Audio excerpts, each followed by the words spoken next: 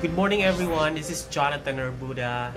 Welcome back to my YouTube channel. It's at I Love Tanchong TV.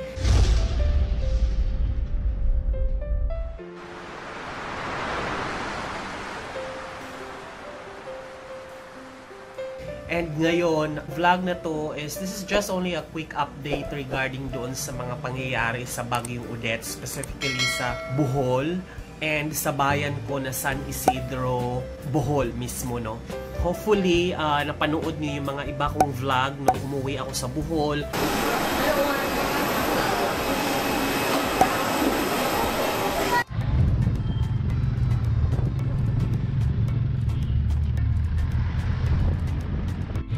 Lumaluan tayo, guys.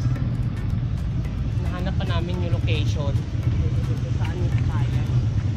I was actually with my cousin, tapos yung tinirhan ko doon na bahay na nagpiesta, ay yun yung nasira talaga. So, hey, what's up guys? Pang ilang araw ko lang ngayon. Kagising ko lang. It's May. Yeah, it's already 14. May 14. Kagising ko lang. It's already 8:30 AM.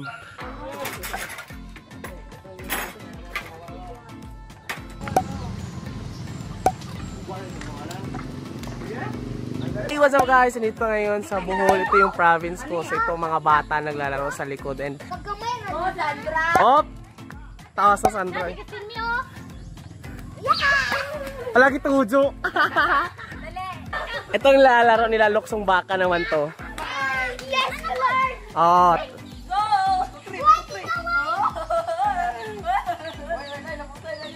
Kami una, kamo.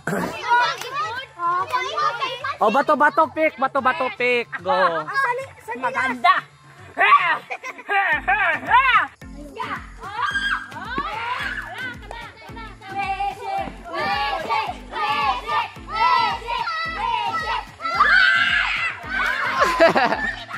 Gusto ko lang i-share sa inyo yung location na yon bago bagyuhin. Kasi until now, hindi pa sila kapag-send sa akin ng mismong picture ng mismong pagkasira or gaano yung gravity ng damage. Second day. Ay. Punta tayong San Isidro National High School. Dito ako graduate ng ng high school. Puntahan natin for alumni.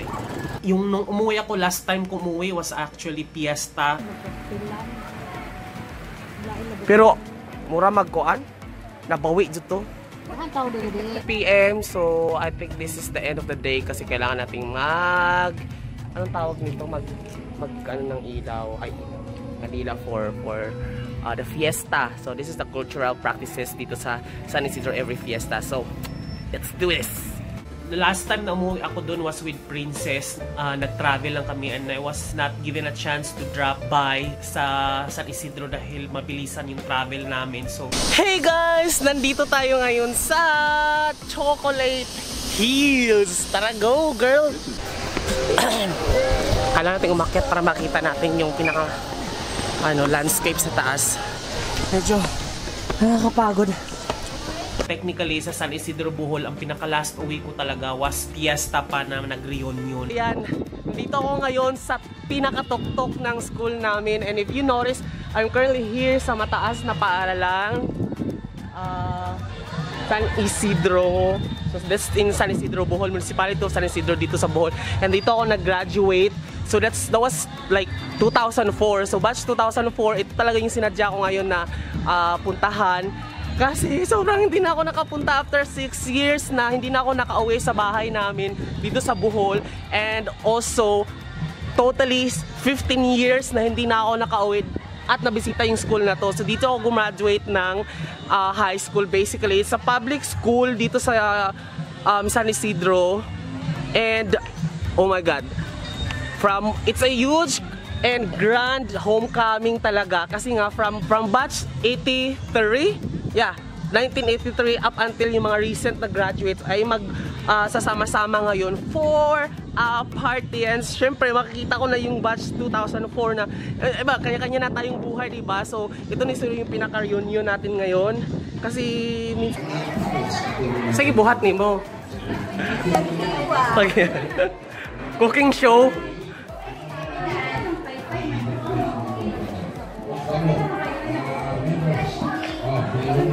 Kasi nag-pledge ani. Kwarta sa kuan. Boys, kayo ni si Mirasol sa kwarta ba? No? So, yun yung chance na naka-visit ako dun sa ancestral house namin. Medyo luma na talaga yung ancestral house namin. Yun yung nasira, bumagsak yung luma. Kasi, in-extend kasi yun eh. Merong semento na nabanda. Pero yung buong luma, bubagsak. So, yun lang yung nasira dun sa ancestral house namin. Which is not my intention to gather a donation. Kasi nga, responsibility yun ng aking isang tita na medyo may trabaho naman dito sa Caloocan. So, itong yung pinsan ko na humihingi sa akin ng tulong, eh si mismo talagang nasiraan talaga ng bahay nila na doon ako nagstay nung umuwi ako ng piyesta. Well, actually, di naman totally nagstay. Yung naglaro-laro kami, yun, kung napanood niyo yung vlog na yun, hindi pa yun nasira ha. So, imaginein mo, ganun yung built ng kanyang materials ng paggawa ng bahay. So, pag binagyo, sobrang bilis talaga siyang masira. Since last time nung nag-live ako asking for help for a donation drive para makagather tayo ng pambili ng yero at plywood sa bahay na yun. So far, doon sa aking number na 091585000077 na GCash account, as of December 26, ngayon, medyo madaling araw ngayon, nag-check ako, meron na tayong 3,779 pesos.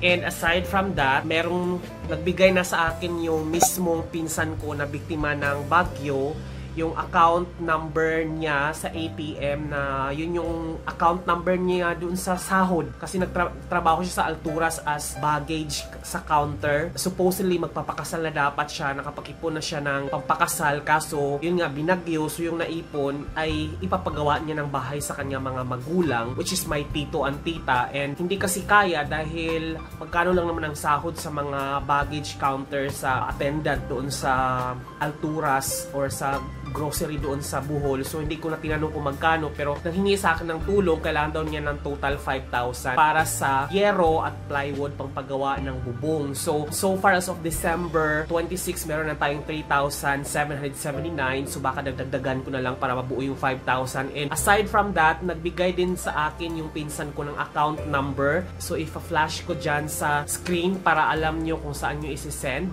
Sa ATM niya yan, sa payroll na ATM. So, pwede kayo mag-send dyan directly na sa kanya. Kaso, hindi ko ma-account kung magkano na yung mapapadala niyo dyan dahil wala akong access dyan.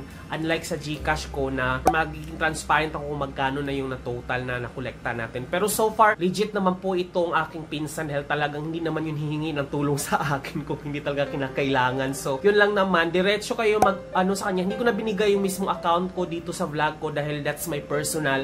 So, hanggang GCash lang ko kaya kong i-disclose asking for donation. Yung mga naiipon ko, doon ko rin ipapadala dyan sa bangko na yan na i-faflock ko sa screen na yan. A few inches later. So ayun nga guys, update. Buti na lang talaga, nag-edit ako ngayon ng vlog para i-upload ko na sana. Buti talaga nag-reply agad-agad yung pinsan ko at nakakuha siya ng picture ng pangyayari.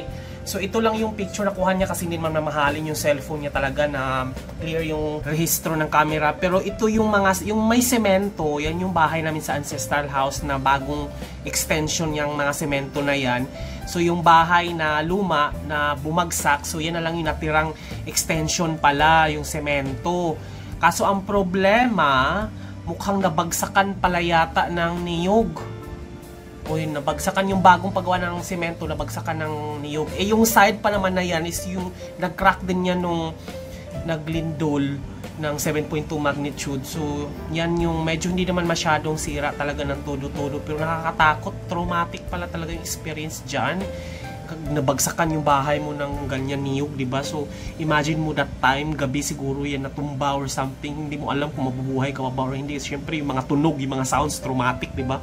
Tapos ito namang isa ay, ito na yung sa bahay ng pinsan ko na talagang walang bubong. So yan yung bibilhan natin ng yero at plywood at ano, kahit papaano makatulong tayo pagpaparenovate dyan. Kasi mukhang basang-basa daw talaga yung nasa loob. Buti talaga nahabol niya yun. Isasave ko pa naman yung video na dapat kong nang i-upload. Isasama ko to. It's actually nung December 24 ng gabi walang pasok kasi holiday, Pasko. Hindi na ako nag-celebrate pa ng Pasko or Noche Buena. Pero nagluto lang ako na tunang ham, kumain ng kanin, natulog. So yun lang yung way of celebrating my Christmas dahil ako lang din naman mag-isa. Aso lang ang kasama ko dito. But mahirap kasi mag-celebrate tapos na inalala mo yung mga kamag-anak mo kung anong kalagayan. So parang it defeats the purpose of celebration. Magpapakasaya ka tapos yung alam mo at the back of your head na merong naghihirap, diba? Okay lang sana, alam na natin, given na yung mga may naghihirap talaga eh. Pero kung ikaw mismo first hand, mga kamag-anak mo na di galing Dilobyo, so hindi na ako nag-celebrate ng Pasko. So I think the way I celebrate is parang ito, donation drive. Makakalikom lang tayo talaga, yun lang. So maraming salamat guys. I hope na paging bukas palad tayo at ating puso sa Christmas, bagong taon na medyo nakakaluwag-luwag tayo. Nandito tayo sa Maynila, safe tayo, ganyan. So sila medyo walang kuryente, walang tubig. Sa simpleng pagtulong, sana man lang ay magiging okay ang lahat. Masaya kasing tumulong din talaga eh. Ako kasi talaga ma-pride ako, hindi talaga ako humihingi ng tulong hanggat kakayanin ko. Pero for them, I will ask a little amount na makakatulong sa kanila para mag-start all over. Pasaan din naman makakabawi rin naman talaga tayo kasi ang mahalaga walang napahamak or walang nasaktan kasi na-rescue sila. Ang kwento sa akin nung pinsan ko na nagbagsakan yung mga kahoy, galing siya sa Tagbilaran. In the middle of bagsakan ng kahoy nagmotor siya papuntang San Isidro Bohol doon sa Kauswagan. I-rescue yung nanay at saka tatay niya. Pero pagdating niya doon, parang inabot siya, umalis siya sa Tagbilaran ng alas 4 ng hapon. Alas 10 na siya ng gabi nakarating. Imagine mo, bubuhatin daw niya yung motor para makatawid dahil may mga tumbang niyog or sa gitna ng daan. But it took him like hours para makarating dahil nga hindi na niya inisip yung kaligtasan niya kasi pwede siyang mabagsakan ng mga kahoy in the middle sa pagdadrive niya. Pero dahil kailangan niya daw, kasi hindi na niya alam kung makakita pa ba sila or hindi eh. Ganun yung trauma na sa kanya. So, yung mga rescuer naman na mga taga-government ay na-rescue. Dinala sila sa school at doon sila nagpalipas ng bagyo. Yun nga lang, pag-uwi talagang nilipad yung bahay. Hindi ko alam, di pa nga nakwento kung ano nangyari dun sa mga alaga nilang mga hayop at saka yung mga gamit. Kasi syempre, malakas din daw ang ulan eh. So, ang mahalaga, buhay. At maraming salamat guys. This has been Jonathan Urbuda saying keep smiling because life is worth celebrating for. Be resilient and be helpful to those in need. Thank you.